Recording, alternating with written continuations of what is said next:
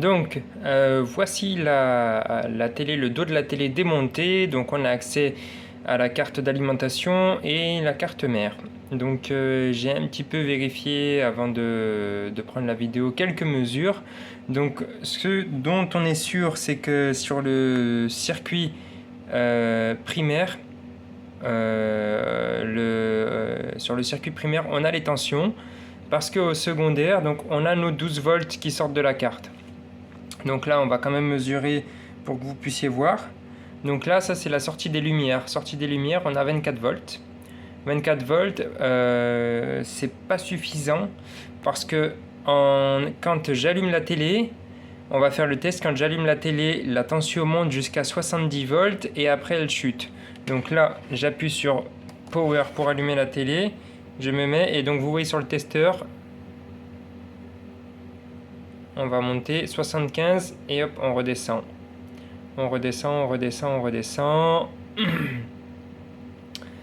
On va redescendre quasiment jusqu'à 20 volts. Donc, on réteint la télé. Je me suis dit éventuellement, est-ce que ça aurait pu être un problème au niveau des lumières qui soient à la masque compliqué. Donc, je n'y pense pas trop, mais bon. Par souci de sécurité, on va quand même faire le test. Donc, là, la télé est éteinte, le condensateur devrait se décharger. Bon. Je vais quand même débrancher donc les LED qui se trouvent ici. On démonte. Voilà. Les LED sont enlevés. On va refaire le même test avec les LED démontés. Donc on rallume la télé. On se remet sur le condensateur des LED. Et là, voilà, on monte à 70, puis on redescend. Donc, les LED ne sont pas en cause. Sachant que j'avais allumé la télé quand la personne me l'avait donnée. Quand j'ai allumé la télé s'est allumée. Donc, parfait. Et lorsque j'ai éteint la télé, je l'ai rallumée une seconde fois un peu plus tard dans la journée. Et là, la télé ne se rallumait plus du tout.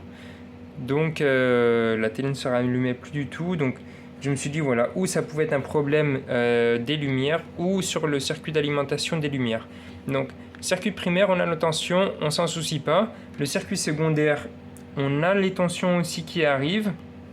Donc là, je suis sur la Terre. Ici, à ce niveau-là, on a le petit tableau qui nous indique les valeurs. Donc, au premier rang, on a 12 volts. Au second rang, on a encore 12 volts. Ensuite, on a la Terre et ensuite on a Power On. Donc si je me mets sur le 12 volts,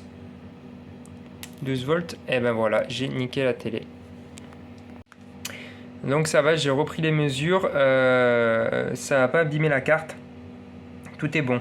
Donc je vais pas refaire la même connerie. Donc ici, on a bien les 12 volts qui apparaissent. Donc j'ai regardé un peu sur les différents régulateurs. On a les puissances d'allumage.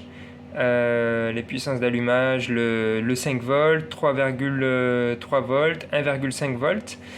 Donc la carte d'alimentation pour moi elle pose pas de problème, ça va vraiment être la carte mère. La carte mère ici elle pose vraiment pas de problème, elle a ses tensions, ça va vraiment être au niveau de la carte d'alimentation et au circuit secondaire de la carte d'alimentation.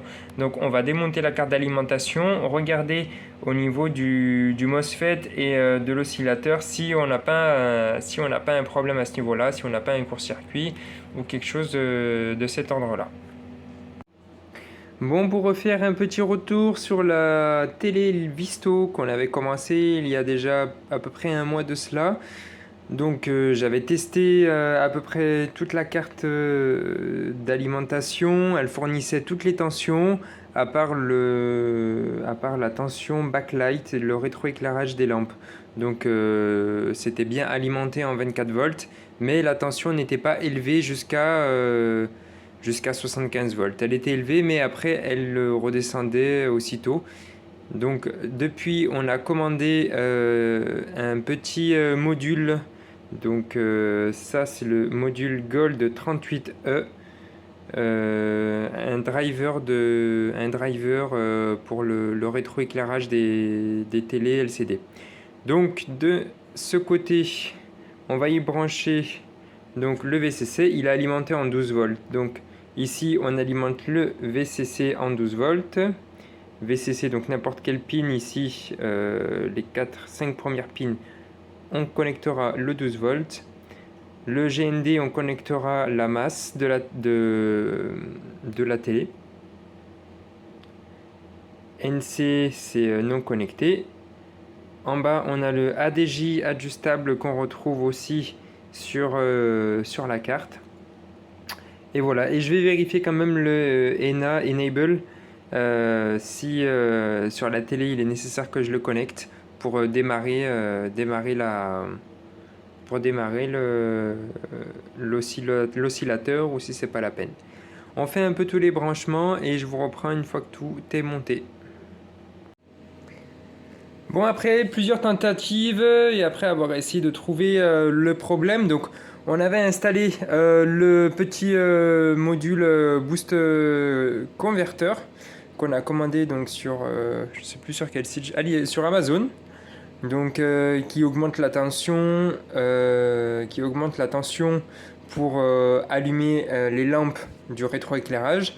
Ce qui se passait, donc on avait installé le boost, mais ça ne convenait pas parce que je l'avais mis sur le 12 volts. Donc ce qui était marqué sur le site, c'était que la tension admise était entre 10 et 28 volts. Et après avoir fait pas mal de recherches, donc le 12 volts, quand j'allumais le rétroéclairage, s'allumait quelques secondes et puis se rééteignait.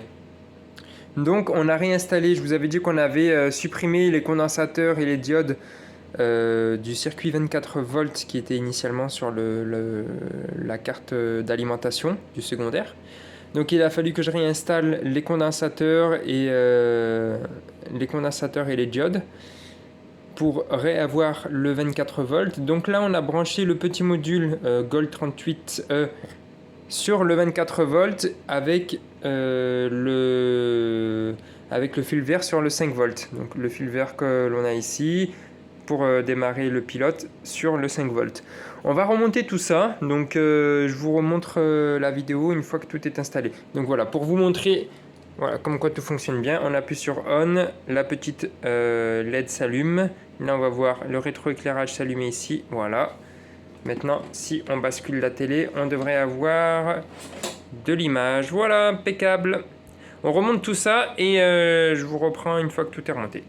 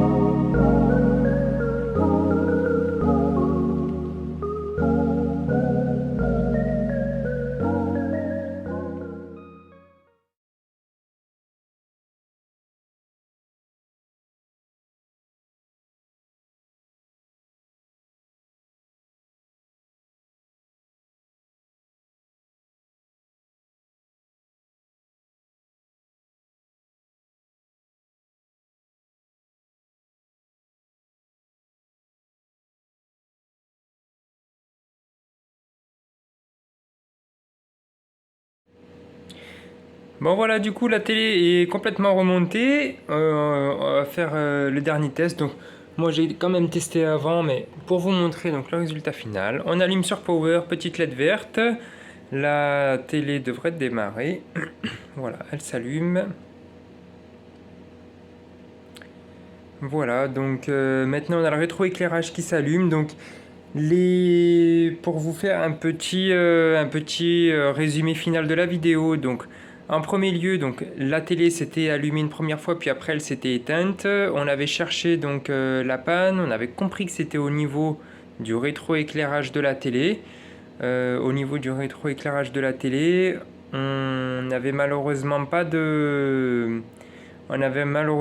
d'augmentation de la tension pour allumer les LED. Donc on a testé les LED, les LED fonctionnaient,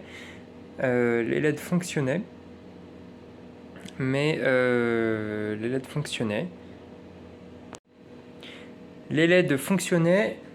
la tension n'était pas présente. Donc c'était l'augmentation qui ne se faisait plus avec l'oscillateur du boost converteur. Qui augmente la tension de 24 volts à 90 volts à peu près. Donc là c'était 75 volts. Donc il n'y avait pas l'augmentation. On a commandé l'oscillateur. Je l'ai branché à l'envers, malheureusement avec la précipitation il a grillé. Donc on a commandé un circuit complet.